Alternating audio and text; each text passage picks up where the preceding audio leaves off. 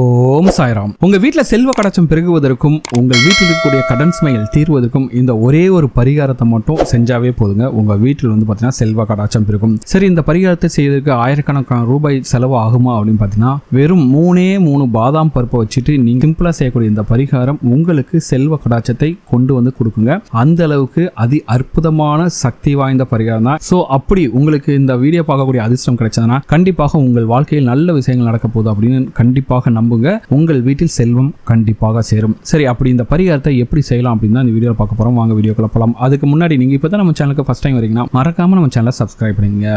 ஒரு பணக்காரருக்கு பார்த்தீங்கன்னா அதிகப்படியான பணம் மேலும் மேலும் சேர்ந்துக்கிட்டே இருக்குங்க. ஒரு கோடீஸ்வரர்கிட்ட இருக்க பணம் பார்த்தீங்கன்னா மேலும் மேலும் பெருகி அவங்க இருக்க மேலும் மேலும் பெரிய கோடீஸ்வரர் ஆகிட்டே தான் இருக்காங்க. அதே நேரத்தில் ஏழையாக இருப்பவர்கள் மேலும் மேலும் ஏழையை கொண்டு தான் இருக்கிறாங்க. சரிங்களா? இது இன்றைய சூழலில் நடப்பது இது மட்டும்தாங்க. இதை யாராலும் மறுக்க முடியாத உண்மை.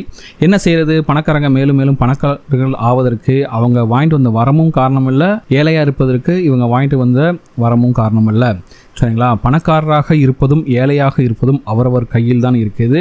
கண்டிப்பாக உங்களால் பணக்காரர் ஆக முடியும் அப்படின்னு உங்க மனசுல நம்பிக்கை இருந்தாலே போதுங்க. கண்டிப்பாக நீங்களும் பணக்காரர் ஆக முடியும். ஏன்னா நீங்க பணக்காரர் ஆக முடியும் அப்படிங்கிற நம்பிக்கை உங்க மனசுல வந்துடுச்சாலே நீங்க எடுக்கக்கூடிய காரியங்கள் அனைத்தும் சக்சஸ் ஆகும். சரிங்களா? ஸோ சில பேர் சொல்லுவாங்க, என்கிட்டலாம் பணம் வராது, என்கிட்டலாம் பணம் வராது, என்கிட்டலாம் பணம் வராது அப்படின்னு சொல்லிட்டே இருப்பாங்க. கண்டிப்பாக அவங்க கிட்ட பணம் சேரவே சேராது. அதே நேரத்தில் பார்த்தீங்கன்னா சில பேர் சொல்லுவாங்க, பணம் என்கிட்ட கண்டிப்பா வருங்க, பணம் கண்டிப்பா என்கிட்ட வரும் அப்படின்னு சொல்லிக்கிட்டே இருப்பாங்க. அவங்க கிட்ட பார்த்தீங்கன்னா பணம் சேர்ந்துட்டே இருக்கும். பணக்காரர்கள் மற்றவர்களிடம் சொல்லாத சூட்சமும் பார்த்தீங்கன்னா இது ஒண்ணுதாங்க. அவங்க மனசார நினைக்கிறது என்னன்னா, பணத்தை பத்தின பாசிட்டிவ் எனர்ஜியை, பாசிட்டிவ் திங்ஸை மட்டும்தான், பாசிட்டிவ் தாட்ஸை மட்டும்தான் அவங்க யோசிச்சுட்டே இருப்பாங்க.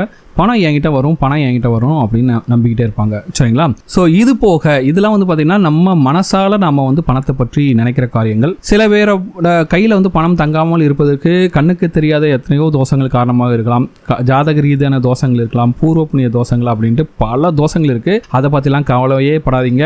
நீங்க என்னன்னா, உங்க கையில பணம் சேரணும், என்கிட்ட பணம் சேரும் அப்படிங்கிற ஒரே ஒரு எண்ணத்தை மட்டும் உங்களுடைய மனதில் வையுங்கள். சரிங்களா?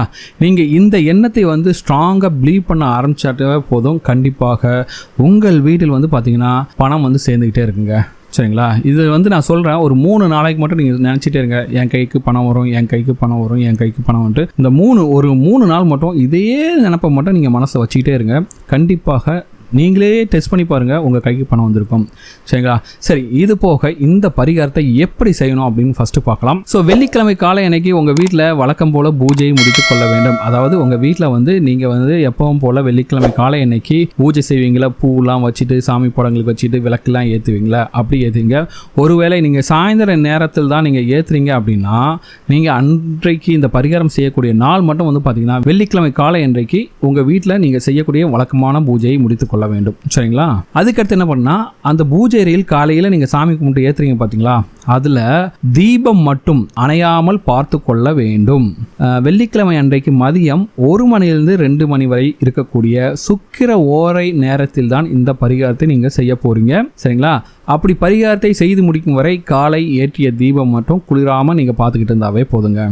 சரிங்களா? இப்போ 1 to 2 அந்த நேரத்தில் என்ன பண்றீங்கன்னா, 3 பாதாம் இதை எடுத்து உங்களோட கையில வச்சுக்கோங்க.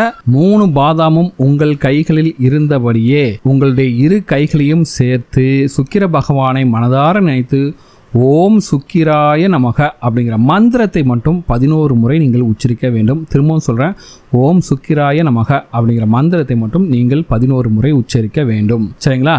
இப்படி நீங்கள் மனப்பூர்வமாக உங்கள் பூஜை ரூம்லேருந்து உங்கள் சாமி படங்களுக்கு முன்னாடி நீங்கள் இந்த மாதிரி கும்பிட்டுட்டு உங்களுடைய குலதெய்வத்தையும் அந்த சுக்கிர பகவானையும் மனதார வேண்டிக் கொண்டு ஒரு பச்சை வண்ண துணியில், அதாவது பச்சை நிற துணியில இந்த பாதாம் பருப்பை வச்சுட்டு பச்சை நிற நூலால் நீங்க இதை கட்டிட்டு உங்களுடைய பணம் வைக்கக்கூடிய பெட்டியில் வைத்து விடுங்கள். சரிங்களா? அதுவும் பார்த்தீங்கன்னா அந்த 1 to 2 இந்த சுக்கிர ஓரையிலேயே தான் நீங்க பணப்பெட்டியில் வைக்கணும். அதாவது நீங்க உங்க பீரோல எங்க பணம் வைக்கிறீங்களோ அங்க முடிச்சை வச்சிடணும். சரிங்களா? இப்படி நீங்க செஞ்சுட்டாவே போதுங்க. உங்க வீட்டில் பணம் சேராமல் இருப்பதற்கு இருக்கக்கூடிய கண்ணுக்கு தெரியாத எந்த ஒரு பிரச்சனையாக இருந்தாலும் சரி அது உங்களை விட்டு போய்விடும் அப்படிங்கிறத சந்தேகமே கிடையாது. 3 மாதங்கள் கழித்து மற்றொரு வெள்ளிக்கிழமையில் சுக்கிர ஓரையில் இப்போ நீங்கள் சொன்ன மாதிரியே திரும்பவும் பாதாம் பருப்பை மாற்றிக்கொள்ளலாம். அப்போ என்ன செய்யலாம்னா, அந்த பாதாம் பருப்பை யாரோட கால் படாத இடத்துல அந்த பாதாம் பருப்பை போட்டுடலாம். சரிங்களா? நம்பிக்கை உள்ளவர்கள் நம்பிக்கையோடு செய்து பாருங்கள். இதை மட்டும் செஞ்சுட்டா உங்களுக்கு பணம் வந்துருமா அப்படின்னா கண்டிப்பாக வராது. இந்த பரிகாரத்தை செஞ்சு முடிச்சுட்டு நீங்கள் பணம் சம்பாதிப்பதற்கான எந்த ஒரு முயற்சி எடுத்தாலும் அதில் சக்ஸஸ் கிடைக்கும். நிறைய பேருக்கு இருக்க பிரச்சனை வந்து என்னென்னா, அவங்க 24 மணி நேரம் உழைக்கிறது கூட ரெடியாக இருப்பாங்க, 24 மணி நேரம் உழைச்சிட்டு கூட இருப்பாங்க. ஆனால் அவங்களுக்கு வரக்கூடிய பணம் வந்து பார்த்திங்கன்னா தடைப்பட்டுக்கிட்டே இருக்கும். யாரோ கொடுக்க வேண்டியது இருக்கும், கொடுக்க மாட்டாங்க. அந்த மாதிரி நிறைய பிரச்சனைகள் இருந்துகிட்டே இருக்கும். அப்படிலாம் எந்த ஒரு தடையும் உங்களுக்கு வரவே வராது. இந்த பரிகாரத்தை செஞ்சுட்டாலே போதுங்க, உங்களுக்கு எந்த ஒரு பிரச்சனையும் வராது. இந்த ஒரு நம்பிக்கை உங்கள் மனசில் வந்துட்டாவே போதுங்க, உங்களுக்கு மன திருப்தி வரும். அந்த நிம்மதி வந்து உங்களுக்கு கிடைக்குங்க. சரிங்களா? இந்த நிம்மதி கிடைச்சிட்டாவே போதும், பணம் தானாக உங்ககிட்ட வந்து சேர்ந்துக்கிட்டே இருக்கும். சரிங்களா? அதனால் இந்த பரிகாரத்தை செய்துவிட்டு கண்டிப்பாக நீங்கள் பணம் சம்பாதிக்கக்கூடிய வழிகளில் நீங்கள் முயற்சி செய்யுங்கள். உங்கள் வீட்டில் செல்வ கடாட்சம் சேர்ந்து கொண்டே இருக்கும். அதில் எந்த ஒரு மாற்று கருத்தும் கிடையாது. ரொம்ப சிம்பிளான பரிகாரம் தான். செஞ்சுட்டு நீங்கள் வந்து பணம் சம்பாதிக்கான முயற்சியில் ஈடுபடுங்கள், பணம் வந்துக்கிட்டே இருக்குங்க. அந்தளவுக்கு சக்தி வாய்ந்த பரிகாரம் தான் இது. கண்டிப்பாக செஞ்சு பாருங்கள், உங்களுக்கு நல்ல ரிசல்ட்ஸ் கிடைக்கும். இந்த வீடியோ உங்களுக்கு பிடிச்சிருக்கு நம்புகிறேன். இந்த வீடியோ உங்களுக்கு பிடிச்சிருந்தா மறக்காமல் நம்ம சேனலை சப்ஸ்கிரைப் பண்ணுங்கள். இந்த வீடியோ உங்கள் ஃப்ரெண்ட்ஸோட ஷேர் பண்ணுங்கள். இந்த வீடியோ பற்றினா உங்களோட கமெண்ட்ஸை கமெண்ட்டில் கமெண்ட் பண்ணுங்கள்.